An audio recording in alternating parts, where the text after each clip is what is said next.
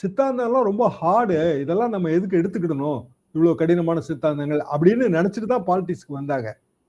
ஆனா பாலிடிக்ஸே இந்த கடினமான சித்தாந்தம் தான் அப்படிங்கிறத அவங்களுக்கு நம்ம புரிய வைக்க போறோம். அப்ப திமுக பழைய திமுகவை தான் வந்தாகணும், வேற வழி கிடையாதுங்க. மாற்றே வரக்கூடாது. அப்போ திமுக முன்னாடி இப்ப இருக்கிற ஆப்ஷன் என்ன? ஆல் இண்டியா பாலிடிக்ஸ் பண்ணாங்க.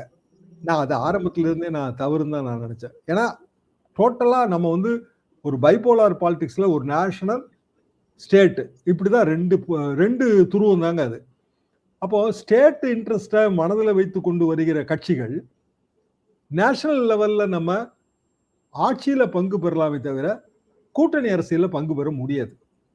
காரணம், இப்போ நம்ம வந்து சனாதன எதிர்ப்பு பத்தி பேசுறோம், ஆட்டோமேட்டிக்கா அது ஆல் இண்டியா லெவல்ல இருக்கிற நிறைய பார்ட்டிக்கு, நம்ம கட்சிக்குள்ளே கூட்டணிக்குள்ளே இருக்கிற பார்ட்டிகளுக்கு அது பிடிக்காது.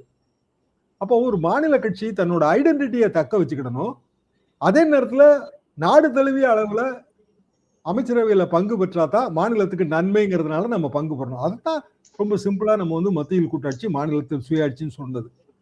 கொஞ்சம் அதுல இருந்து நழுவிருச்சு. அதை வலிவிரிச்சோம்.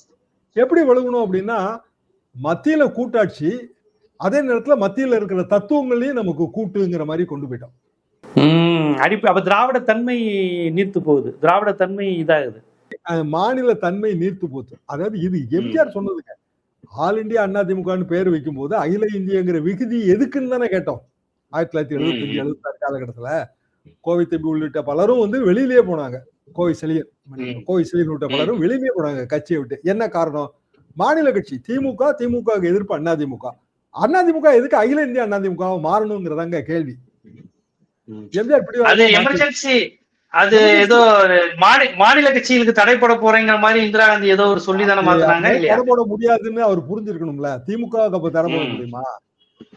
அவரு ஏதோ ஒண்ணு நினைச்சாருங்க, அது தவறான சிந்தனை தான். ஆனா அது நிறைவேறிடுச்சு. அதுக்கு பிறகு அது அப்படியே தொடர்ந்துருச்சு. ஆனா கடைசியா இப்ப சமீப காலமாலாம் அதிமுக பல நேரங்கள்ல சட்டமன்றத்துல கூட நம்மளாம் பங்காளிங்க தான், ஒண்ணு நீங்க ஆட்சியில் இருக்கணும், இல்லைன்னா நாங்க ஆட்சியில் இருப்போம்னு சட்டமன்றத்துல சொல்ற அளவுக்கு போயிட்டாங்க.